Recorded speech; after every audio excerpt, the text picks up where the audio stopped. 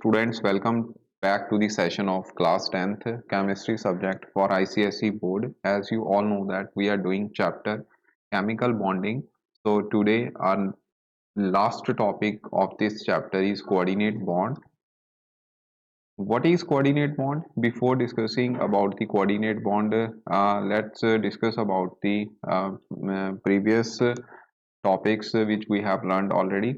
तो इसमें अब आप लोगों ने सबसे पहले बच्चों आयनिक बॉन्ड के बारे में पढ़ा था। आयनिक बॉन्ड एक्चुअल में क्या था कि आयनिक बॉन्ड में कंप्लीट ट्रांसफर होता है इलेक्ट्रॉन का from one atom to another.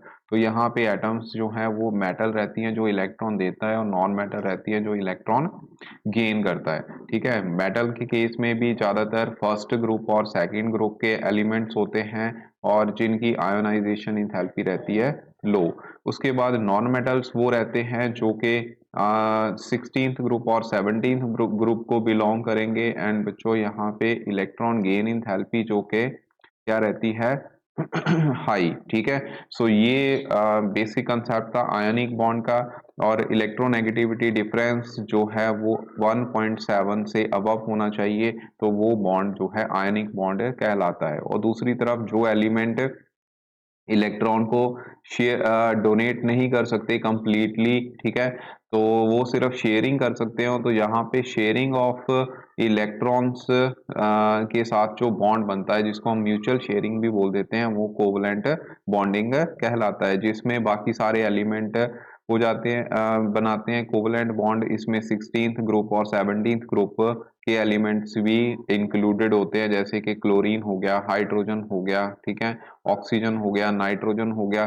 Covalent bond तीन टाइप के थे, single bond, double bond and triple bond. Okay, तो ये दोनों चीजें आप लोगों ने पढ़ ली है। कोवलेंट बॉन्ड में आपने पढ़ा था कि पोलर कोवलेंट बॉन्ड क्या होता है, जिसमें इलेक्ट्रोनेगेटिविटी डिफरेंस रहता है, ठीक है, एंड सिमेट्रिकल स्ट्रक्चर नहीं होती है। और नॉन पोलर कौन से होते हैं, जिसमें इलेक्ट्रोनेगेटिविटी डिफरेंस जो है वो जीरो रहता है, जहाँ बहुत कम होता है, और सिमेट्रिकल स्ट्रक्चर होने के कारण भी वो कोवलेंट बॉन्डिंग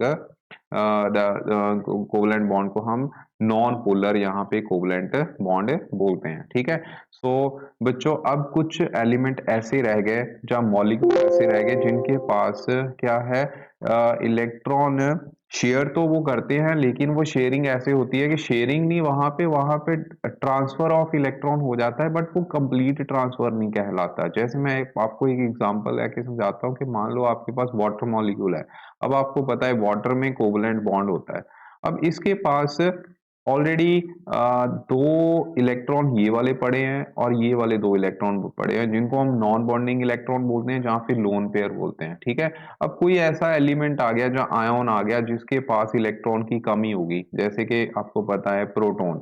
तो प्रोटॉन के पास कोई इलेक्ट्रॉन नहीं है, ठीक है, H पॉजिटिव है क्योंकि इसकी वैलेंस में 0 इलेक्ट्रॉन है। तो इसका मतलब यहाँ पे ये प्रोटॉन, अगर ये वाटर अपने इलेक्ट्रॉन इसको दे दे तो इसके साथ ये बॉन्डिंग कर लेगा। ठीक है, तो ये टाइप की जो बॉन्डिंग रहती है बच्चों, ठीक है, इसको हम बोल देते हैं कोऑर्डिनेट बॉन्ड, जिसमें all bonding electrons will come from the one donor atom, जिसको हम डोनर बोल देंगे। ये डोनर होगा, ये इलेक्ट्रॉन डोनेट करेगा, और दूसरा उसको एक्सेप्ट करेगा, वो बनेगा एक्सेप्टर। ठीक है, तो यहाँ पे जो मॉलिक्यूल बना है वो H3O पॉजिटिव बना है बच्चों, क्योंकि पॉजिटिव चार्ज यहाँ पे था। ठीक है, और इसको हम बोल देते हैं हाइड्रोनियम आयन। ठीक है, क्या बोल देते हैं, हाइड्रोनियम आयन, जिसमें क्या रहती है कोऑर्डिनेट बॉन्डिंग। और कोऑर्डिनेट बॉन्ड को हम ऐसे एरो के साथ रिप्रेजेंट करते हैं। एरो का मतलब है जिस साइड एरो है इसका मतलब उस साइड इलेक्ट्रॉन जा रहे हैं और दूसरा अपने इलेक्ट्रॉन इसको दे रहा है, तो जरूरत पड़ने पर ये टूट भी जाता है। ठीक है, तो कोऑर्डिनेट बॉन्ड की डेफिनेशन क्या होगी, the bond formed between the two atoms by sharing